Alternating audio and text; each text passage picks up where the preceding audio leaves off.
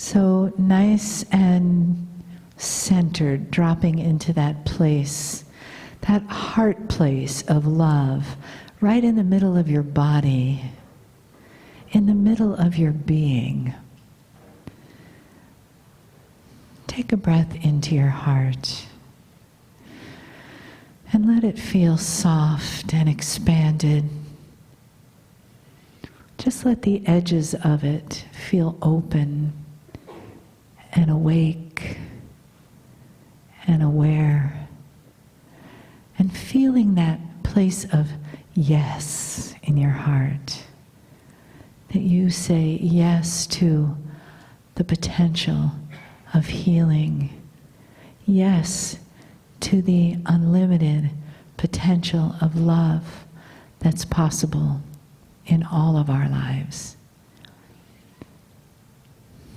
And take another breath in, saying yes again to the love that is in the room, to the love of family, the known and the unknown, to the love of the entourage, the unseen, the love that is felt on this Valentine's Day. Celebrate yourself as your beloved. And give yourself your heart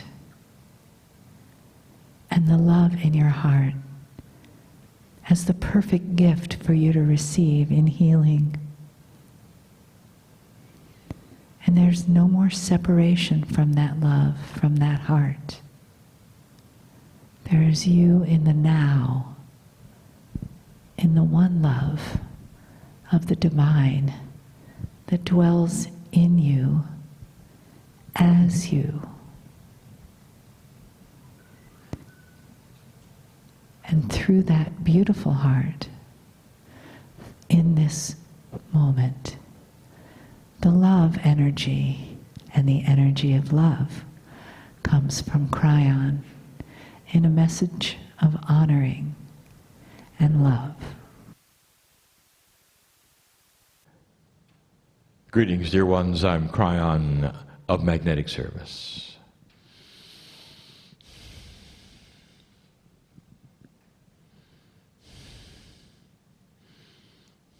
We pause for a moment.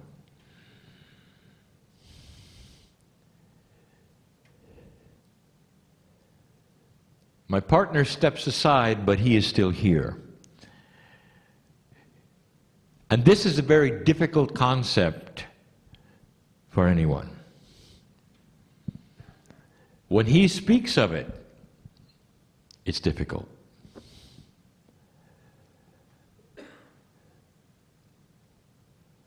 Channeling creates an interesting energy. It often affects things around you. He has a hard time explaining that.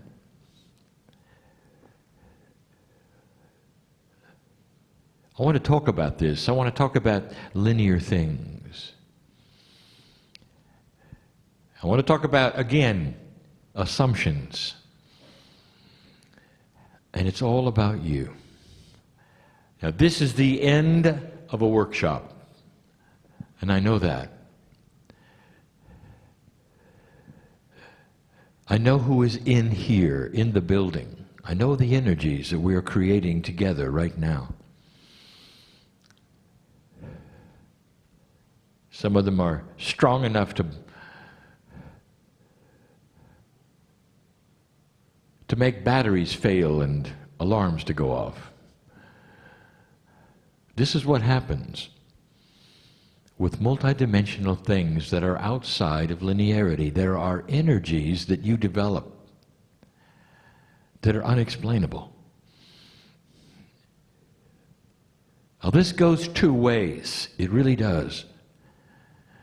And I really want to speak to you clearly about some things that are assumed to be linear, and they're not. There is teaching that has been given this weekend about so many pieces and parts of the new energy, both of the physical body, of the mind, the consciousness, the planet. And it can be overwhelming, especially for the light worker who is trying to linearize it all. One of the most difficult things for you to conceive of is that relationship that has been talked about all weekend. You have so many names for it. There's the higher self, there's the pineal, there's the innate, there's high consciousness, there's love. And the overwhelming thing about all of these is, as you listen to them, as you have teaching about them, you start to put them in boxes. Let me give you an example. Innate, the smart body for you, is connected to the pineal, and the pineal is connected to the higher self. It involves your intuition, and we have said that affirmations in this new energy are probably one of the strongest things that you can use for self-healing. For situational things, all manner of things, but then you've confused it with God. I want you to get out of the boxes for a moment and listen. Your cellular structure is not working efficiently, and it needs help. Your cellular structure is not God. Now, God is inside you, but the cellular structure is something that is now increasing in efficiency, in communication. Your innate is starting to marry more with your consciousness. I want you to put that aside for a moment. That is one issue. But the love of God, your purpose, your consciousness, your relationship with Spirit, that's a whole nother issue. Don't put them together. There are so many things that you want to put in a little box and then combine it with another little box in order to put another box on top of that box and say, what comes first, what comes second, what comes third? If you do this, what happens over here? And that leads to something. It leads to a life where you are constantly asking the question, am I doing it right? Is it in the right order? Why isn't this happening now? I've done this, but this happened. Those are great questions for a linear creature, but not one who is an old soul on the planet, who is part of everything. Yes. Dear ones, there are processes and procedures that you are learning to work with your innate. And that's what this was about today. You've taken pictures of them, you've written them down, and you walk out with some information that is so valuable about you and your cellular structure and your biology at this time in humanity. But dear ones, don't confuse it with the love of God. Listen to me. There are many here right now asking the question about what's next, why is this happening? And you're looking to the innate for the answer. Innate talks to your cellular structure. If you've got a health problem, you'll be talking to innate. But you're also going to talk to the consciousness that's connected to Spirit.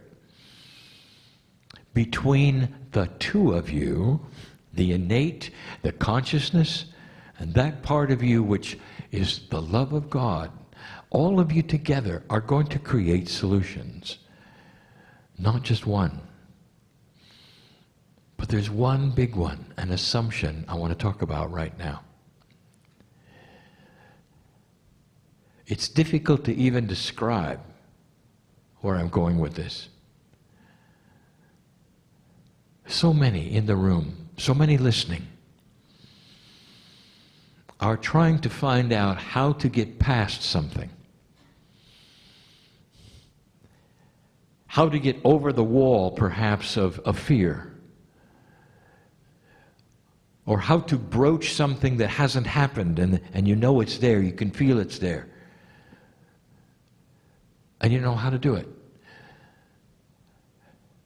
You come to a place like this, you learn about innate, you learn about the balanced breathing, you learn about all the things that a light worker in this energy is starting to realize that it's a whole body experience. But don't confuse that with the love of God. There are certain hurdles that you're trying to get through. And dear ones, innate cannot help you with that. Innate wants to heal your body. Innate wants to pull on Akashic things to heal your body. Innate wants to work with that which has happened before, even in this lifetime, in order to change cellular structure. You need it. You need to live longer. But don't confuse that with the hurdle of fear, especially the hurdle of enlightenment. I have got some information for you that is so difficult to communicate. So I want you to feel it. It's one of the only times that I have been in front of those sitting in the chairs where I've said, your language is not sufficient.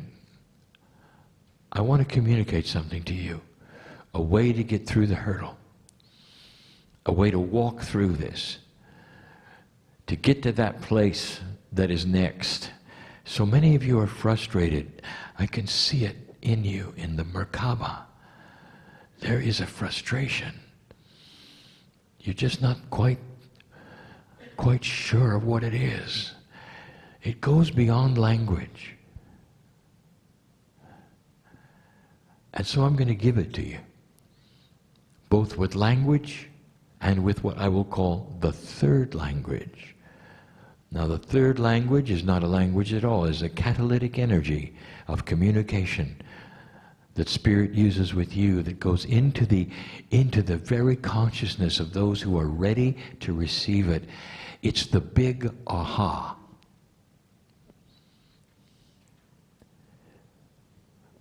A scientist sits with a puzzle. He knows that it's doable. He's got something to figure out. He's looking for something that's impossible. He's looking for a discovery. He knows it's coming. And he looks at it and he works the puzzle. He tries this and that and this and that. He calls in his colleagues. They work on it together. This and that and this and that. Nowhere is there a solution. Every single time he tries something, it fails. It's interesting, and if you talk to scientists, they will tell you that this is the way of it. They can feel it, that a solution in physics or science or biology is right there in front of them, and no matter what they do, it doesn't show itself. And they look at the logic of it, and they build the little boxes, and they work all of the puzzles. They do the computations. They work the puzzle. Nothing. Nothing. And they retire for the night. The scientist he's tired of computing, turns on the television and watches a movie. Disengages his mind completely with the puzzle, ready to attack it tomorrow. Watching a movie about nothing when suddenly the solution comes. Something is so obvious, of course. Slaps his head, gets out of bed, goes to write it down, does the computations, voila, the solution. What just happened? What happened was the scientist disengaged logic and accidentally, without even thinking about it, suspended every part of the problem that was in his psyche, dropped all of the barriers because it was no longer time to do the work. And so the barriers are gone. The disengagement of science was complete. The movie was being watched, and in comes the solution that was always there, waiting for the barrier to come down of logic. You don't know what you don't know. How can you possibly work this puzzle with things that you don't know about? Dear ones, you are overworking the puzzle.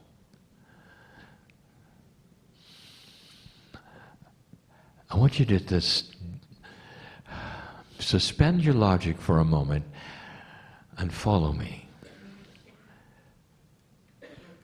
The solution to what many of you are asking for lays there right now with your name on it, waiting for you to stop thinking about it. I want you to erase the whole idea of how do I. Because the very English synapse is wrong. How do I is not going to work with a multidimensional human being who is an old soul, who is learning things they don't know yet. You're learning things you don't know yet. So how can you possibly apply your three-dimensional logic to a puzzle that is beyond the logic? It's only when you suspend it and you give up and you say to Spirit, and Nate is over here, I'm working the puzzle, but what about the really big one? What about the fear of moving forward, of going to the next place, of overcoming this or this or this or this, and there's many thises as there are people. It's the spiritual that we're talking about now. It's the relationship and the communication we're talking about to God right now. It's about your life and your lessons and what you're here for. Don't talk to Nate right now.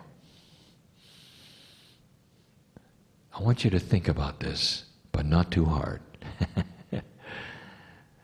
I want you to imagine, just for a moment,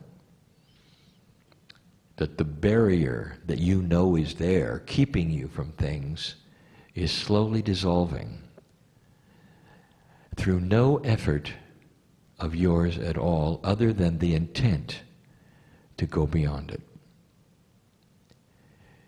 That there is some kind of a mechanism that you don't understand, that you don't know about, that is so powerful, that remembers and recognizes when you suspend belief, drop your logic, and simply allow it to happen. Like the scientist who had it figured out. There was a solution, but no amount of working the puzzle worked. I want you to combine this intent you have with the idea and the belief that there is a greater power of creation who knows your name, knows who you are, and is ready to help you right now. That greater power, and that is the creative source, has been with you all along. But the barrier that has kept you disconnected from it is the very thing you thought would solve it. Your logic, your survival, your smarts as a human being. Can you let it go? Can you just let it go? If you can see that barrier dissolving just for a moment, for no other reason than the fact that you're sitting here and allowing it, I want you to also vision the second thing. And that is the connection of your hand to Spirit coming out of that dissolving barrier and taking the hand of God. And you don't know why, and you can't figure it out. You don't know what's happened, and no idea. But suddenly, it's okay. Fear is a product of intellectualism. Did you hear that? It comes from the brain. The computer that says don't touch the stove because you'll get burned. That's where it comes from. It doesn't come from God. It doesn't come from that which is your intuition. Right out of your brain. And it requires that the human being be able to disengage the very thing that has been their survival forever. You don't have to disengage and walk around without it just for the moment. You got to learn to balance the survival instrument with the heart, with the pineal, letting the trilogy work within you. There are people in this room who have been waiting to hear this who will heal because of it. Did you hear me? Aren't you tired of trying? Could it be this simple? And the answer is it's not simple to drop survival. But it's an elegant solution. When you figure it out and you slap your head and go, wow, all I had to do was let go. I'm talking to those right now who are here sitting in the seats, and there's thousands more who are listening and will listen to the message of who's sitting in the seats. This isn't for the masses. This is for you. I know who you are. Spirit knows who you are. There's a celebration, the fact that you came here to listen to this message, and some will get it and some won't. What you came for today can happen right now if you let go. Some of you will walk out of here saying, well, that was a nice message, but I'm not sure I can let go, and not aware that you did. Because it starts to change right away. And you'll feel it tonight before you go to sleep. I dare you. Put your hand on your heart tonight before you go to sleep and say, thank you, Spirit. I got what I came for. And if somebody overhears that and say, well, how did that work? You can say, I have no idea. But it works. Don't try to figure out how things happen, or they won't happen. Not in this energy. Not where this is going. You're going to have to cross that missing bridge, and if you don't know what I'm talking about, it was a channel given in 1994, 95, again in 96. Some of the first things I told you was to trust the unknown and know that you're in the hands of God. And now it comes full circle. That's the message. There's so many of you needed to hear that right now, tonight. You don't have to be stuck where you think you're stuck. Not when you let it dissolve like this. Not when you trust the unseen and never ask, how do I do this? You can raise your hand and say, thank you, Spirit, for doing what I need in my life now. I don't know why I ever doubted it. And you walk away, and some of you will say, it's an incompleteness if I don't know how it was accomplished. The more you do this, the less incomplete you will feel. And there'll come a time when you will count on the unseen that makes no sense at all, where you'll be able to drop your survival instrument and ignore your brain, who tells you that this is foolishness, and realize that the brain is in 3D, but you are not. A new integration is upon you. The unseen things come into your life and begin working. And you haven't got a clue why, except that you know you're connected. That's all you have to know. And somebody asks, how did you do this? And you can say, I'm connected. That's how I did it.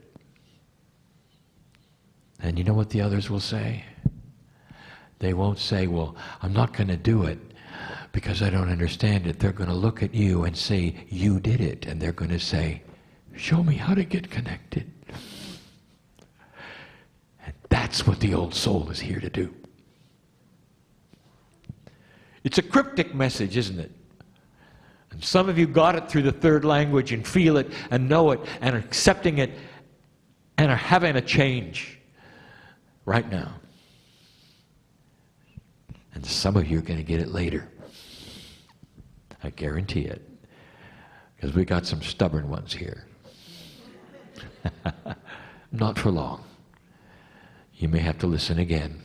And the same language of the three will be available for you then. This is the beauty of working with those who are old souls. There is an accumulation of wisdom, stubborn as it may be, that starts to then make sense with time. I am Kryon giving you the truth this day about an evolving human spirit who is starting to become more multidimensional than ever. It is the beginning. Color is coming to this planet, and the old souls have the crayons. That's no relation to Kryon. But it sounds a lot like it, doesn't it? And so it is.